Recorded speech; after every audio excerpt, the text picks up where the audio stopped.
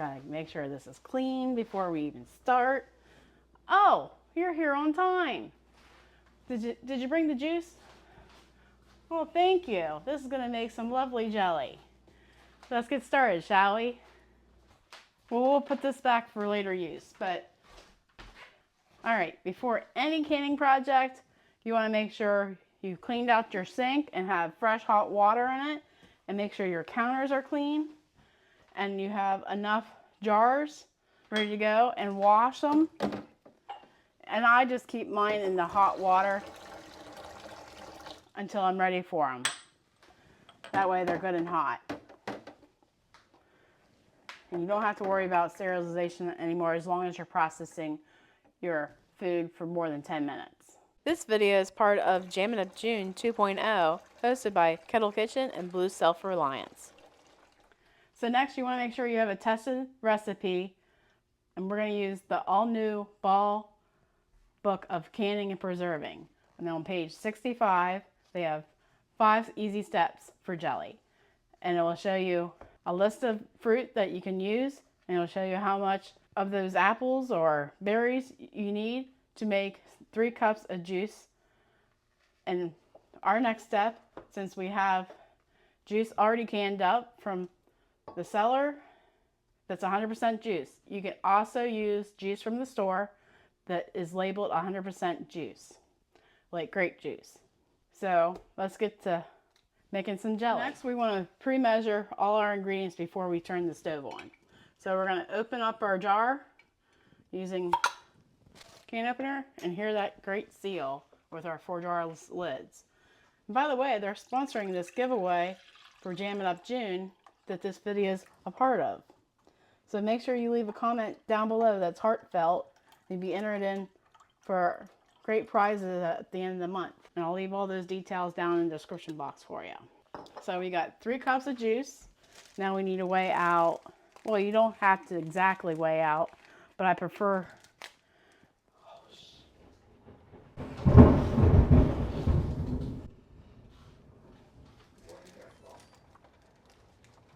Then the rain starts. All right, so we're gonna weigh out 33.6 grams of pectin.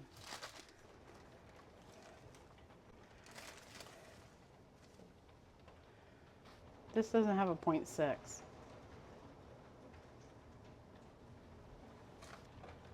That's good enough. So our next step is to fill our canner with water. So in a steam canner, I'm gonna be putting 3 quarts of water. You always want to go with your manufacturer's instructions on how much water you want to put in your steam canner. I'm just going to put this on a light simmer to get it hot a while, but not to the full blast that we need it at later.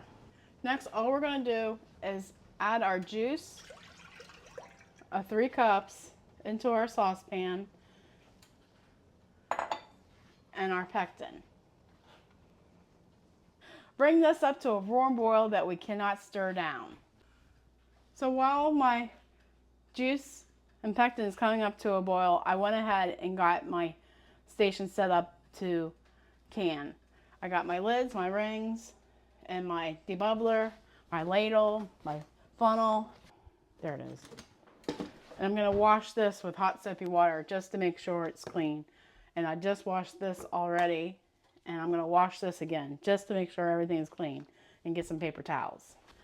You want to have this all ready, because when your jelly's ready to rock and roll, you got to have it all set up. As our juice comes to a boil, I just want to take a moment here and thank Tony and Bloo for inviting me to come back to this wonderful collaboration of Jammin' Up June 2.0. I had fun with it last year, and we're going to have fun this year. The live stream giveaway is going to be on July 2nd at 12 p.m. Eastern Standard Time on Kettle Kitchen's YouTube channel. I went with using a 5.5 quart vessel that's a heavy bottom pan to make my jelly in, even though my juice is only 3 cups and my sugar is 3 cups. You want to make sure it doesn't boil over, especially burn you, because that might be something that might need to go to the hospital with, because I'm sure it would be very hot. So just use a big enough pot for this project.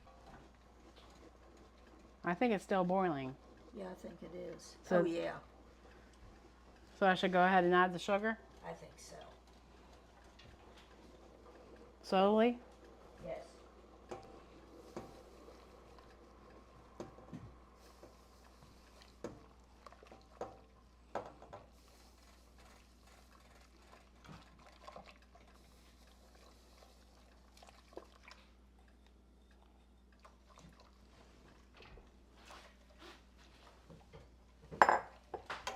Then when it comes up to a rolling boil again, we count 1 minute.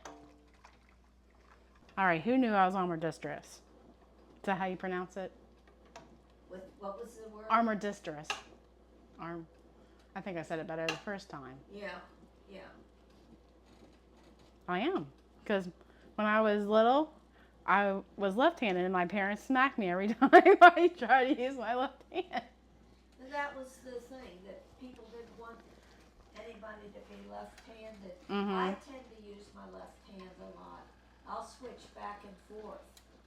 And all right, I think we're at boiling point here.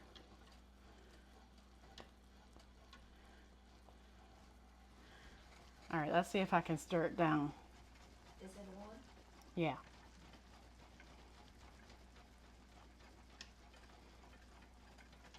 I think we're definitely there. All right, so we're going to remove from the burner, and it says to skim the foam.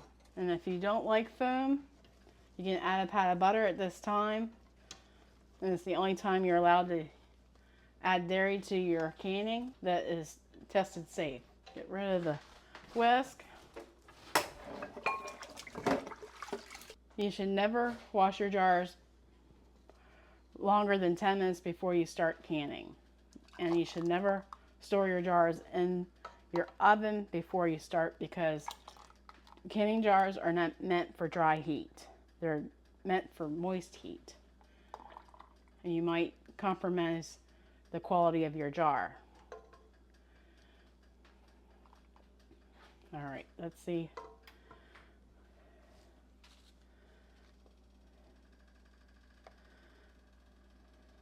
If we're at a 1/4 inch headspace.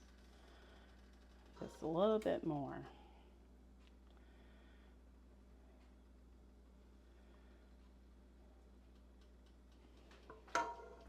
Then when you take your towel again, you want to move it to a different spot that's dry and wipe your rim. Then you want to place a lid on it, then your ring, and screw it on fingertip tight. And that's ready for the canner.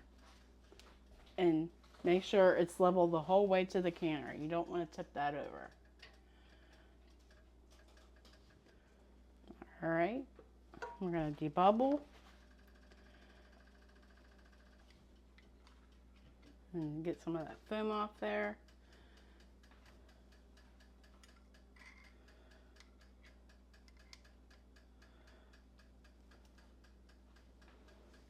Then we're going to take our towel and wipe the rim and add our lid. And if you would like 10% off for jar lids, use my coupon code Mennonite10 at checkout. Since this jelly only makes 4 cups, we're going to try to put it in these little cute jars.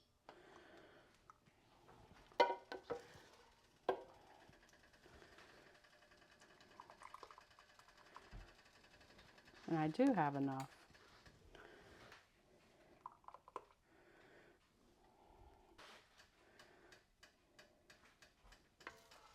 I think it's setting already. All right. So we're going to skim the foam off as much as we can.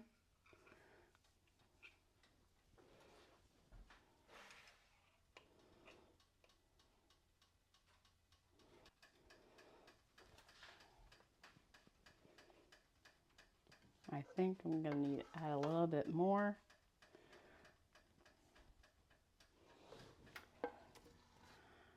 Because headspace is very important when you're canning.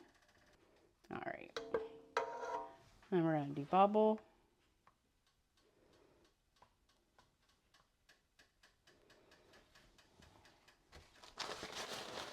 Then we're going to wipe our rims.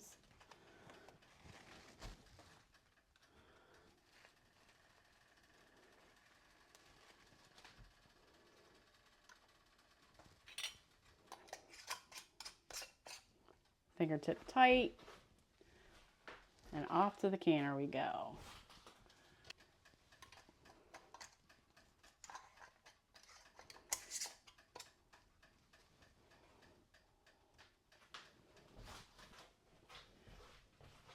So now we're gonna put our steam canner lid on, and when it gets to the dark green zone, since I'm at 1,000 feet or lower, I will process for 10 minutes.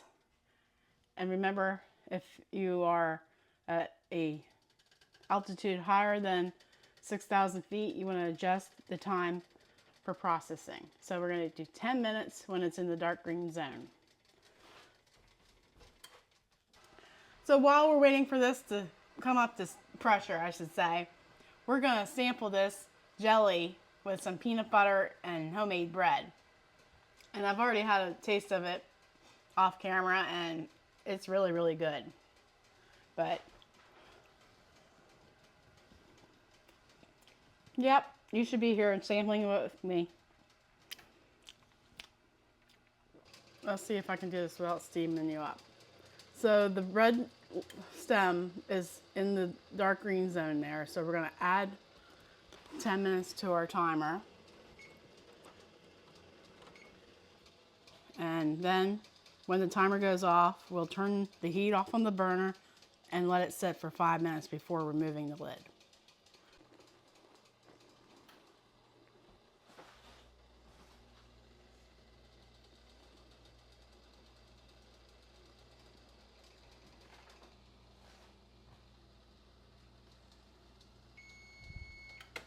So we're going to turn off our burner, and we're going to turn off this annoying timer. Then we're going to let it sit for 5 more minutes before we do anything else.